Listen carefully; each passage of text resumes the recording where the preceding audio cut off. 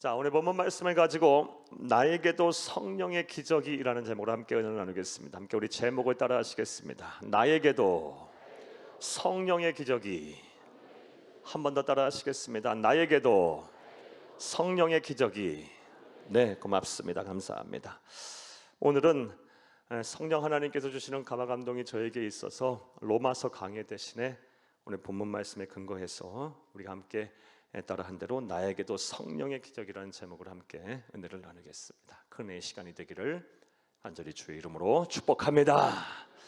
사랑하는 여러분, 생명의 종교이자 구원의 종교인 기독교가 다른 종교와 큰 차이가 나는 점이 있습니다. 그것은 바로 우리 기독교는 체험의 종교, 이 성령 하나님께서 역사하시는 신앙의 종교라는 것입니다. 사랑하는 여러분, 우리 기독교는 다른 종교와는 다르게 사변적이고 종교적이고 철학적이며 도덕적인 것만을 강조하는 종교가 아닙니다. 우리는 성령 하나님의 강한 역사와 또 체험 그리고 기적을 바라고 또 우리가 체험하는 종교임을 믿으시기를 간절히 주의 이름으로 부탁합니다. 즉 우리가 예수를 잘 믿고 섬기게 되면 성령 하나님께서 우리에게 각가지의 체험을 허락하여 주십니다. 무엇보다 우리에게 기적을 베풀어 주십니다. 예를 들면요, 죽을 병에서 살리시고요, 오래된 가난에서부터 벗어나게 하시고, 도저히 인간적인 방법으로 해결할 수 없는 문제를 성령 하나님께서 해결해 주십니다. 오늘 말씀을 들으시고 예배하시는 모든 분들에게 이러한 기적이 일어나기를 간절히 주의 이름으로 축복합니다. 그런데 안타깝게도 오늘날 많은 그리스도인, 많은 성도님들이 이런 하나님의 기적, 성령의 기적을 믿지 않습니다. 믿더라도 그 기적이 과연 나에게도 일어날까? 과연 나에게도 이 기적이 일어날까? 이런 생각들을 의심을 하는 분들이 참 많습니다. 심지어 어떤 목사님, 어떤 신학자들은 이런 성령의 기적, 성경에 나타오는 수많은 하나님이 행하시는 기적들은 특정한 시대에만 일어났던, 특정한 시대에만 하나님이 부어주셨던 하나님의 섭리였다고 주장하는 분들이 계세요. 구약시대 1세기 초반에 초대교회가 인류의 역사에 등장할 때 하나님이 부어주신 은혜지, 이것은 오늘날도 유효한 하나님의 일하심이 아니다라고 성령의 기적을 부정하는 사람들도 있습니다. 그런데 이러한 생각과 주장은 매우 잘못된 생각과 주장입니다. 왜냐하면 히브리서 13장 8절 말씀에 분명 말씀하셨어요. 하나님은 어제나 오늘이나 영원토록 동일하신 분이십니다. 할렐루야. 따라서 구약에 베푸셨던 수많은 성령 하나님의 기적, 1세기 초반 초대교회에 부어주셨던 사도행정적 기적, 오늘날 우리에게도 일어날 줄로 믿습니다. 이와 관련해서 아주 목회를 열심히 하시다가, 그리고 선교도 열심히 하시다가 지금은 소천하신 어느 목사님의 간증이 있어 여러분에게 하나 소개해 드릴게요. 이 목사님 1980년대 얘기예요. 미국에 부흥 집회를 가셨다고 합니다. 그리고 숙소가 특급 호텔 27층에 숙소를 교회에서 잡아주셨다고 해요. 첫째 날 부흥 집회를 마치고 숙소로 돌아와 잠시 쉬시고 계시는데 갑자기 비상벨이 막 울리는 겁니다.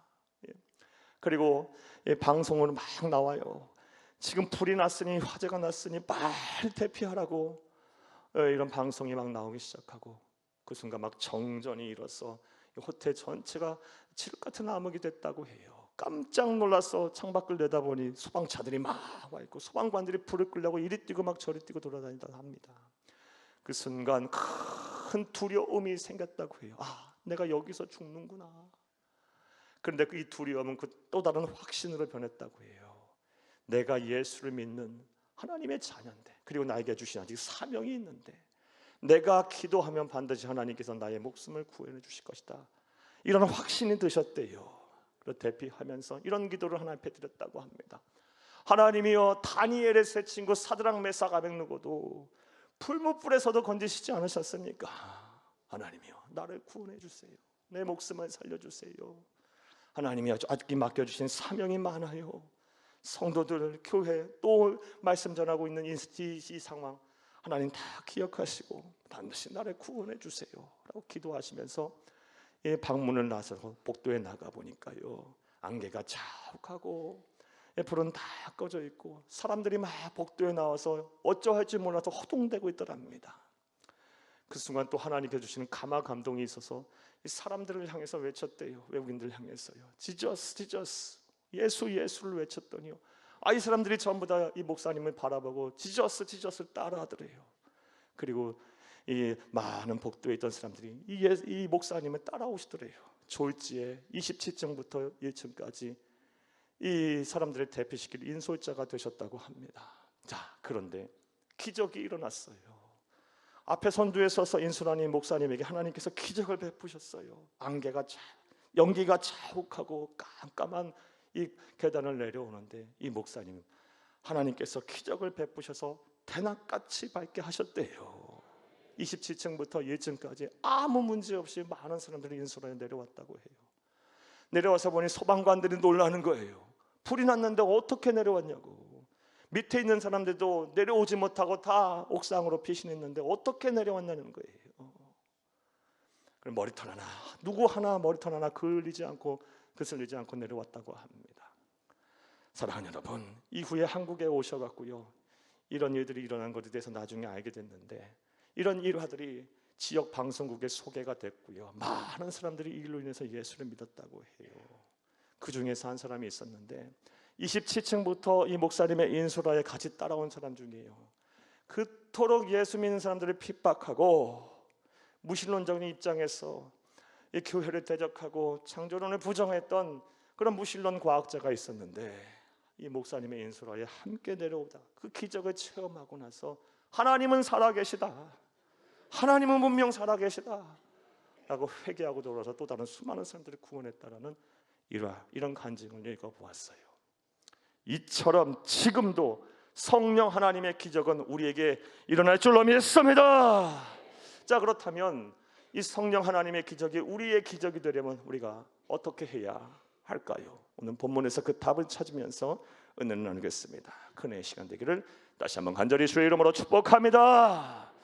이 앞서 먼저 본문의 내용 설명부터 여러분에게 좀 해드리겠습니다. 사랑하는 여러분, 오늘 본문 말씀은 예수님의 공생의 말기에 일어난 사건에 대한 기록입니다. 예수님께서 온 인류의 죄를 대신하여 십자가에서 죽으시기 위해서 예루살렘으로 마지막으로 가시는 여정 가운데 여리고라는 성에 들리셨어요. 그리고 그 성에 들리셔서 사역을 다 마치시고 다시 여리고 성에서 안에서 밖으로 나오시는 과정에서 누구를 만나게 되냐? 맹인이자 거지였던 이 디메오의 아들 바디메오를 만나게 돼요. 이 바디메오가 예수님이 자신의 마을 그리고 자신 앞을 지나간다는 소리를 듣자 큰 소리로 예수님을 향하여 부르짖어요. 다윗의 자손 예수여, 나를 불쌍히 여기소서. 다윗의 자손 예수여, 나를 불쌍히 여기소서. 큰 소리로 외쳐요. 사랑하는 여러분, 니고데모의 삶, 바디메오의 삶은 참 힘들고 어려웠을 거라고 그렇게 어렵지 않게 우리가 추측을 할 수 있어요. 디메오의 아들 바디메오의 삶 참 힘들고 어려웠을 거예요. 일단 맹인이에요. 사랑하는 여러분, 앞을 못 보는 사람이에요. 오늘날도 앞을 못 보고 사시는 분들은 참 힘들고 어렵게 대부분이 사세요. 그런데 오늘날과는 비교도 할 수 없을 정도로 맹인과 같은 사회적인 약자를 보호하려는 의식도 없던 시대입니다. 그리고 그런 사회적 약자를 보호하려는 어떤 사회복지의 제도조차 갖춰지지 않던 시대예요. 멸시하고 경멸하고 조롱했던 시대였어요. 인간 이하에 취급했던 시대였어요. 그런 시대에 그가 할 수 있었던 일은 구걸하는 방법밖에 없었어요. 생명을 연장하려면, 먹고 살려면 구걸하는 거지로서 살 수밖에 없었어요. 얼마나 경제적인 어려움이 있었겠어요. 무엇보다 그를 힘들게 한 것은 많은 사람들이 의미 없이 별일 없이 막 내뱉는 조롱의 말, 멸시의 말, 모욕과 천대의 말들이었을 거예요. 흔히들 이런 말들 하지 않았겠어요? 아침부터 웬 재수없게 맹인 거지를 만났다고 이런 말들 막 하면서 그 사람들은 얼마나 힘들고 어렵게 했을까요? 또 저 사람은 얼마나 하나님 앞에 죄를 졌어, 이게 벌을 받아 저렇게 앞을 못 보고 산단 말이야, 이런 말들을 하면서 그냥 별일 없이 내뱉는 말을 통해서 이 바디메오의 심령이 얼마나 상했을까요? 또 이렇게 자신을 낳아준 부모를 또 얼마나 원망했을까요? 사랑하는 여러분, 무엇보다 이 바디메오를 힘들게 한 것은 아무리 발버둥 쳐도 해결되지 않는, 벗어날 수 없는 이 절망적인 상황이었을 거라고 생각해요. 방법이 없어요. 길이 없어요. 그런 죽지 못해 살고 있는 이런 인생을 살게 된 인생이 바로 바디메오의 삶이었어요. 자, 그런데 오늘날에도 이렇게 사시는 분들이 의외로 많습니다. 살 길이 없어요. 방법이 없어요. 비단 이 가난하고 소외된 사람뿐만이 아니에요. 부유하고 갖출 거 다 갖추고 또 명예와 또 유명세도 있는 사람들에게조차도 이런 일들은 일어나고 있어요. 사랑하는 여러분, 여러분들은 어떠십니까? 실제로 인구 대비 우울증 환자의 비율과 또 자살률을 보게 되면 가난한 나라 사람들이 높지 않아요. 부유한 나라, 선진국이라고 하는 나라의 사람들이 오히려 더 가난한 사람들보다 더 우울증에 많이 걸리고 자살률이 높아요. 이 뭐예요? 사랑하는 여러분, 살 길이 없기 때문에 그래요. 살 소망이 끊어졌기 때문에 그래요. 방법이 없기 때문에요. 앞이 보이지 않기 때문에 그러는 거예요. 떠나서 부유하건 가난하건 많이 배웠건 그렇지 못했던 간에, 갖추고 살건 그렇지 못하고 살건 간에 우리 모두는 다 성령 하나님의 기적이 필요합니다. 이것을 온전히 믿는 저와 여러분 되기를 간절히 주의 이름으로 축복합니다. 자, 다시 본문 설명으로 들어가 보겠어요. 예수를 향하여 나사렛 예수여, 다윗의 자손 예수여, 나를 불쌍히 여기소서라고 부르짖자 주위의 사람들이 막 꾸짖어요. 가만히 있어, 조용해, 막 제지하고 말려요. 그런데 그러면 그럴수록 더 예수를 향해 다윗의 자손 예수여, 나를 불쌍히 여기소서, 나를 불쌍히 여기소서 외치자 예수님께서 가시던 길에 발길을 멈추셨어요. 그리고 인자한 모습으로 나에게 데려오라 말씀하시고 부드러운 말씀으로, 음성으로 말씀하세요. 내가 무엇을 해주기를 원하느냐? 내가 무엇을 해주기를 원하느냐? 지금도 우리 주 예수님께서 여러분에게 묻고 계세요. 내가 너에게 무엇을 해주기를 원하느냐? 무엇을 해주기를 원하느냐? 이런 음성을 듣기를 바랍니다.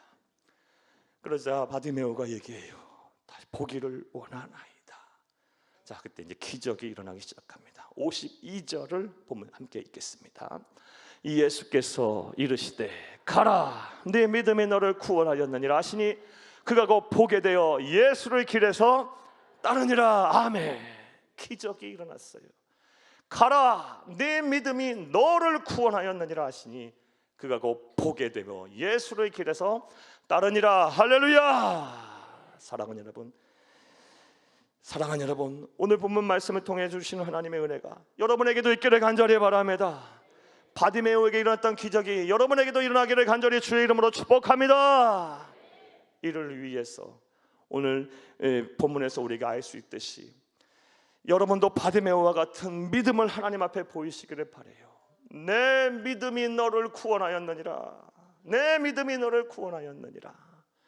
사랑하는 여러분, 하나님은 이 믿음을 보시고 바디메오를 고치셨듯이 어제나 오늘이나 영원토록 동일하신 하나님, 우리의 믿음을 하나님 앞에 보이면 반드시 하나님께서 우리 또한 고쳐주시고 회복시켜주시고 또 우리에게 필요한 기적을 베푸실 줄로 믿습니다. 자, 그렇다면 좀 더 구체적으로 생각을 해보겠습니다. 바디메오는 예수님에게 어떠한 믿음을 보였기에 우리 예수님께서는 그를 기뻐하시고 그 믿음을 기뻐하시고 그에게 기적을 베풀어 주셨을까요? 우리 또한 어떠한 믿음을 예수님에게 보여야 할까요? 자, 이제부터 따라 하시겠어요? 첫째로, 예수님이 누구신지 정확히 알고 믿는 믿음이 있었기 때문입니다. 예수님이 누구신지 정확히 알고 믿는 믿음이 누구에게? 바디메오에게 있었어요. 그래서 이 믿음을 보시고 하나님이신 예수님께서 기적을 베푸신 것입니다. 앞서 서두에 말씀드렸다시피 바디메오의 인생은 참 비참한 인생이에요. 앞을 못 보고 그가 할 수 있는 일이라는 것이 없어요. 배움도 짧고요, 지식도 전무했을 것이고요, 기술도 없었을 것이고 그가 먹고 살 길은 하나, 구걸하는 길밖에 없어요. 그렇게 어찌 보면 일자 무식인 그가 예수님이 그의 마을에 찾아오고 그 앞에 지나가신다고 할 때 그가 할 수 있는 일이 무엇이었어요? 예수님을 크게 부르짖는 것이었어요. 다윗의 자손 예수여 나를 불쌍히 여기소서. 오늘 보면 47, 48절을 함께 읽겠습니다. 나사렛 예수시란 말을 듣고 소리질러 이르되 다윗의 자손 예수여 나를 불쌍히 여기소서 하거늘 많은 사람이 꾸짖어 잠잠하라 하되 그가 더욱 크게 소리질러 이르되 다윗의 자손이여 나를 불쌍히 여기소서 하는지라. 아멘. 자, 그런데 이러한 바디메오의 부르짖음을 속에서 우리는 그의 놀라운 신앙의 고백을 발견할 수가 있습니다. 이를 좀 더 구체적으로 말씀드려 보겠습니다. 사랑하는 여러분, 예수님의 생애와 사역을 기록한 사복음서를 보게 되면 우리 주 예수님의 정체성을 규정할 수 있는 많은 단어들이 나옵니다. 예를 들면 하나님의 아들, 인자, 사람의 아들, 이런 단어들이 예수님의 정체성을 규정할 수 있는 단어들이에요. 예수님은 참 신이신 동시에 참 사람이세요. 자, 그런데 이런 단어 말고도 예수님의 메시아성, 예수님의 구세주 되심을 규정할 수 있는 아주 그런 단어가 나와요. 그것이 무엇이냐? 바로 다윗의 자손 예수라는 거예요. 다윗의 자손 예수, 예수님의 메시아성을 규정할 수 있는 단어예요. 자, 그렇다면 다윗의 자손 예수라는 말 속에는 어떤 의미가 있을까요? 이 말에는요, 예수님이 바로 구약 시대서부터 그 태고적부터 예언되어 온, 약속되어 온 바로 온 인류를 구원하시기 오신 메시아라는 것입니다. 작게는 유대인들이, 그러면 크게는 온 인류와 온 우주 만물이 기다려온 메시아가 누구다? 바로 다윗의 자손 예수라는 말이에요. 다윗의 자손 예수라는 말 속에는 이러한 메시아성에 대한 신앙의 고백이 있는 거예요. 자, 그런데 일자 무식이고 맹인이자 구걸밖에 못하는 이 바디메오의 입에서 어떻게 이런 신앙의 고백이 나올 수가 있었을까요? 평생을 구약 성경을 들여다보고 가르치고 전했던 서기관들과 바리새인조차 이런 고백 못했는데 그저 구걸밖에 못하고 사람에게 조롱받고 천대받고 멸시받던 바디메오의 입에서 다윗의 자손 예수여 나를 불쌍히 여기소서 신앙 고백이 제대로 나왔어요. 예수님만이 만유의 구세주가 되시고 만왕의 왕이 되십니다. 하나님께서 보내시기로 약속한 구세주가 되십니다. 나는 신앙 고백을 했어요. 예수님을 바로 알고 바로 믿고 바로 전했어요. 이런 믿음을 보시고 예수님께서 그에게 기적을 베푸신 거예요. 따라서 저와 여러분 또한 예수님을 바로 알고 바로 믿고 바로 전해야 할 줄로 믿습니다. 이런 믿음을 우리 주 예수님에게 보여야 할 줄로 믿습니다. 그러면 성령의 기적이 저와 여러분에게도 나타날 거예요. 그런데 안타깝게도 오늘날 많은 성도들이 예수님을 바로 알고 바로 믿고 바로 전하지 못하고 있어요. 물론 오늘 예배 드리시는 분들 가운데 말씀을 들으시는 분 가운데 예수님이 누구신지 모르시는 분은 없을 거예요. 문제는 무엇이냐? 예수님을 아는 믿음이요, 이 머리에만 있어요. 지식적인 차원에만 머물러요. 이것이 어디로 내려와야 하냐? 예수님을 아는 지식이 내 가슴으로 내려오고 내 마음으로 내려오고 내 생각으로 내려와서 굳은 신앙의 고백이 되어야 돼요. 여기서만 머물러서도 안 돼요. 이것이 내 삶의 영역으로 나타나서 내 삶을 이끄는 강력한 힘이 되어야 합니다. 그러지 못하니까, 예수님을 머리로만 하니까 성령의 기적이 안 나타나는 거예요. 이건 아는 믿음이 아니에요. 정확히 아는 믿음이 아니에요. 여러분들은 어떠십니까? 이와 관련해서 여러분의 신앙을 진단할 수 있는 몇 가지 질문을 한번 여러분에게 드려보겠어요. 한번 여러분 솔직하게 한번 생각해 보세요. 사랑하는 여러분, 먼저 예수님을 여러분은 천하 우주 만물을 창조하신 창조주임을 믿으십니까? 자, 그렇다면 왜 창조로 못 다치는 오내 마음을 더 빼앗기십니까? 솔직히 그러시잖아요. 사랑하는 여러분, 예수님을 천하 우주 만물을 창조하신 창조주로만 머리로만 믿기 때문에 그래요.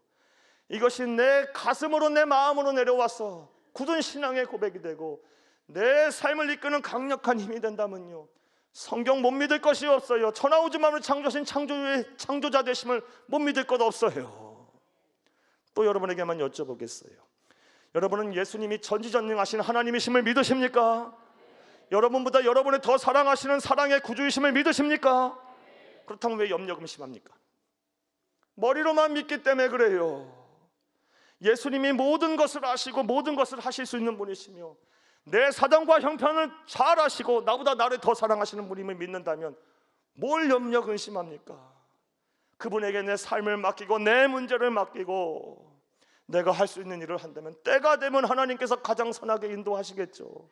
모르는 것이 없으시고 못할 일이 없으시며 나보다 나를 더 사랑하시는데 자유하면 되는 거예요. 그분에게 맡기고요. 염려 근심을 한다라는 거, 예수님을 머리로만 믿기 때문에 그래요. 온전히 바로 알고 믿는 믿음이 없기 때문이에요. 하나 더 여러분에게 여쭙겠어요. 여러분은 예수님이 우리의 죄와 사망의 권세를 깨뜨리시고 우리의 부활의 첫 열매가 되셔서 예수님을 믿게 되면 우리 또한 부활할 것을 믿으십니까? 우리의 참된 구세주 되심을 믿으십니까? 그런데 왜 죽음을 두려워합니까? 사랑하는 여러분, 죽음 이후에 우리는 주님과 더불어 천국에서 영생 복락을 누리게 될 거예요. 우리 주님이 재림하실 때 완전한 영성체가 돼서 우리 주님과 더불어서 세세토록 왕노릇하게 될 겁니다. 우린 죽음을 두려워할 자들이 아니에요. 근데 왜 죽음을 두려워하십니까? 예수님을 머리로만 믿기 때문에 그래요. 아, 그분이 죽으셨다가 부활하셨어, 여기 차원에만 머물기 때문에 그래요. 이것이 내 마음으로 내려오고 내 가슴으로 내려와서 변하지 않는 신앙의 고백이 되고 내 삶을 이끄는 그냥 강력한 힘이 되어야 하는 거예요. 거기까지 못 나가니까, 바디메오와 같은 온전한 믿음이 안 되니까 내 안에 두려움도 생기고 걱정, 염려와 근심도 생기며 자유하지 못하는 거예요. 근본적으로 오늘 본문 말씀과 관련해서 설교와 주제와 관련해서는 성령의 기적이 안 나타나는 겁니다. 사랑하는 여러분, 이제 예수님을 이미 누구신지 정확히 알고 믿는 믿음이 여러분 가운데 있기를 간절히 주의 이름으로 축복합니다. 그 믿음을 예수님에게 보여주시기를 간절히 바랍니다. 예수님을 머리로만 믿지 마시고 마음으로 믿고, 그 마음으로 믿는 여러분의 신앙 고백이 여러분의 전 삶을 이끄시기를, 강력한 여러분의 삶을 이끄는 힘이 되기를 간절히 주의 이름으로 축복합니다. 그리하면 성령의 기적이 일어날 겁니다. 사랑하는 여러분, 또 바디메오는 어떠한 믿음을 예수님에게 보였기에 성령의 기적이 그에게 나타났을까요? 자, 이제 따라 하시겠습니다. 둘째로, 예수님께 소망을 두고 절실하게 문제 해결을 구하는 믿음이 있었기 때문입니다. 예수님께 소망을 두고요, 절실하게 문제 해결을 구하는 믿음이 있었기 때문에 하나님이신 예수님께서 그에게 성령의 기적을 행하신 거예요. 사랑하는 여러분, 인간적인 관점에서 보게 되면 바디메오는 내려갈 곳이 없는 사람이에요. 내려갈 때까지 내려간 사람이에요. 그에게 어울리는 단어는요, 운명, 숙명, 절망, 체념, 이런 단어가 어울리는 거예요. 그가 할 수 있는 것은 자신의 비참한 현실을 한탄하는 것밖에 없어요. 자, 그런데 예수님께서 그를 좀 보자고 하셨을 때 다윗의 자손 예수여 나를 불쌍히 여주라는 이 부르짖음과 온전한 신앙의 고백을 들으시고 나에게 좀 데려오라, 나를 보자라고 했었을 때 오늘 본문 말씀을 보게 되면 바디메오가 놀라운 두 가지의 행동을 합니다. 자, 첫 번째 행동이 무엇이냐? 겉옷을 내던지고 예수님에게 뛰어옵니다. 오늘 본문 50절을 함께 보겠습니다. 맹인이 겉옷을 내버리고 뛰어 일어나 예수께 나아오거늘. 아멘. 사랑하는 여러분, 여기서 겉옷을 내버리고 뛰어 일어나 예수께 나왔다는 말의 의미가 뭘까요? 이 안에 어떤 의미가 내포되어 있을까요? 1세기 성서시대 유대인들에게서의 겉옷은 재산 목록 1호입니다. 당시 직조기술이 발달되지 않았기 때문에 유대인들, 1세기 유대인들은 대체로 겉옷 한 벌로 평생을 살았어요. 이 겉옷으로 낮에는 옷이 되고요, 말 그대로요, 밤에는 이것을 덮고 자는 이불이 됐어요. 이것을 내버렸다. 뭐예요? 귀한 것을 버린 거예요. 예수에게만 소망을 두겠다는 거예요. 뒤를 돌아보지 않겠다는 거예요. 예수에게만 소망을 두겠다. 이제 난 예수 없이는 못 산다. 예수를 위해 살겠다. 예수에게 소망을 걸겠다.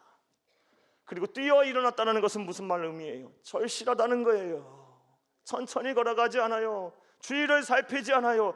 뛰어 일어나서 절실하게 내 문제 해결을 위해 예수에게 달려간 거예요. 예수에게 소망을 두고 절실하게 문제 해결을 위해 달려갔더니 그 믿음을 보시고 예수님께서 기적을 행하신 거예요. 두 번째 행동은 예수님에게 보기를 원하나이다 라고 대답을 했어요. 오늘 보면 51절을 함께 보겠습니다. 예수께서 말씀하여 이르시되 내게 무엇을 하여 주기를 원하느냐? 맹인이 이르되 선생님이여 보기를 원하나이다. 아멘. 51절 잘 봐야 돼요. 51절 말씀에 보면 예수님의 물음도 일반적이지 않아요. 겉옷을 다 내버리고 뛰어오르는 맹인을 향해서 예수님이 무슨 말씀을 하십니까? 네게 무엇을 하여 주기를 원하냐고 묻고 계세요. 일반적이라면요, 보기를 원하느냐 이렇게 묻는 것이 맞아요. 상황상 정황상이요, 맹인이 부르짖고 있는데요, 다 버리고 빨리 막 뛰쳐오는데요. 근데 예수님은요, 모든 상황을 다 아심에도 불구하고 보기를 원하느냐라고 묻고 계시지 아니하시고 네게 무엇을 하여 주기를 원하느냐라고 묻고 계세요. 그 이유가 뭘까요? 예수님은요, 이 맹인에게 아직도 볼 수 있다라는, 예수님이 함께 하시고 예수님이 만져주시고 예수님이 해결해 주시면 눈을 쓸 수 있다라는 소망이 있는지 없는지를 확인하고 계시는 거예요. 오랜 시간 동안, 아니 평생을 보지 못했음에도 예수님이 행하시면 나는 볼 수 있다라는 소망이, 나는 볼 것이라는 소망이 아직 살아있는지를 확인하시는 거예요. 최종 확인하신 이후에 아직 너에겐 소망이 있구나, 소망이 있구나, 그리고 일하시는 거예요. 사랑하는 여러분, 이처럼 하나님의 기적은 소망을 가진 자에게 일어나요. 소망을 놓는 순간에는요, 하나님의 기적도 없는 겁니다. 꼭 기억하세요. 그런데 안타깝게도 오늘날 그리스도인들이 이 소망 없이 살아요. 얼마나 이 운명론, 숙명론에 빠져 사는지 몰라요. 이 굴레를 벗어나지 못해요. 팔자소관이란 말을 왜 이렇게 많이들 합니까?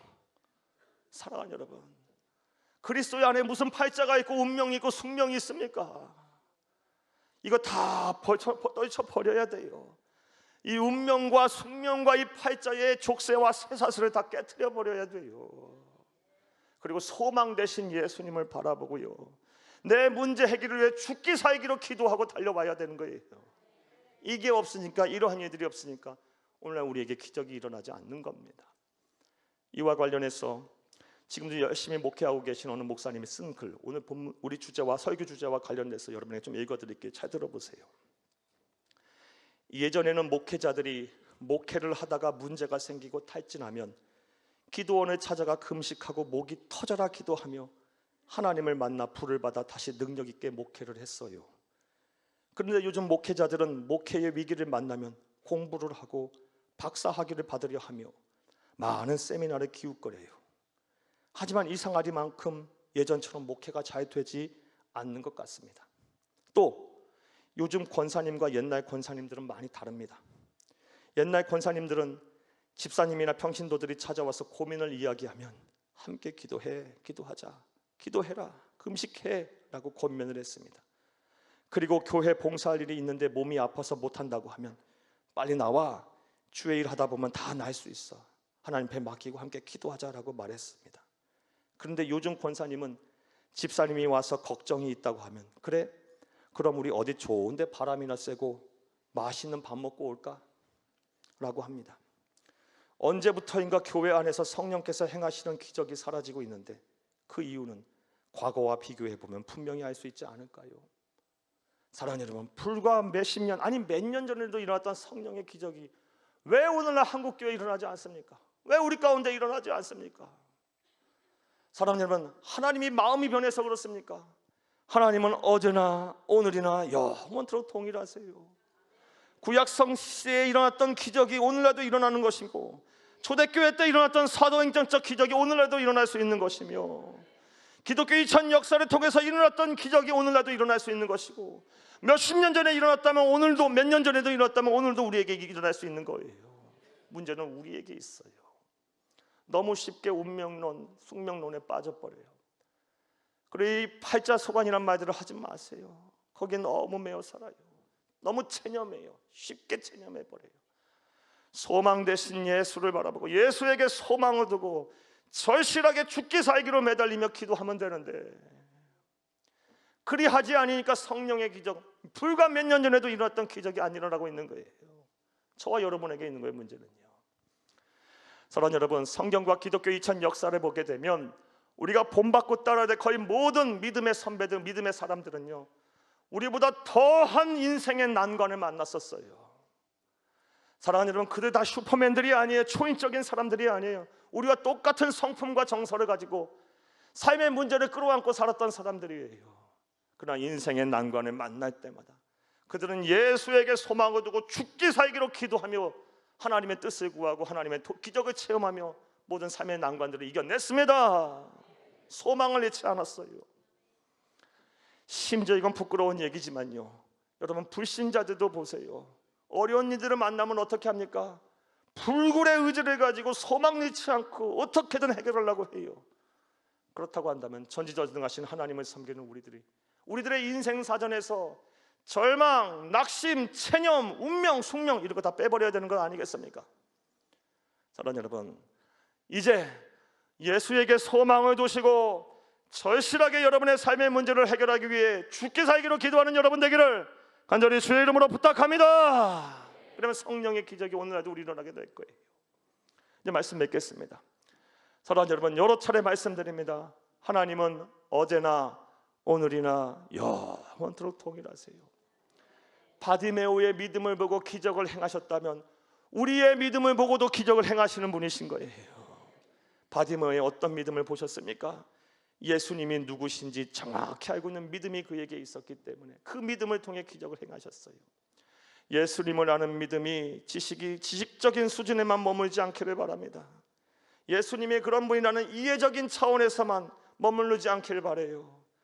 그분이 대한 믿음이 내 마음으로 내려오고 내 가슴으로 내려와서 변하지 않는 어떠한 상황과 어떠한 환경 속에서 변하지 않는 굳은 신앙 고백이 되고 내 삶 전반적으로 내 삶을 이끄는 강력한 힘이 되기를 바라요.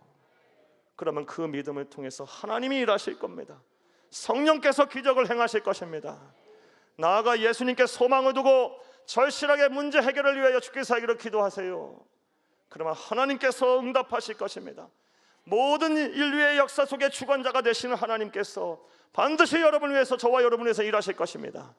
이런 기적이 저와 여러분 가운데 충만하게 일어나기를 간절히 주의 이름으로 축복합니다. 축복합니다. 축복합니다. 자, 한번 따라하겠어요. 나에게도 성령의 기적을 주옵소서. 한 번 더 따라합니다. 나에게도 성령의 기적을 주옵소서. 한 번 더 따라하세요. 나에게도 성령의 기적을 주옵소서. 할렐루야.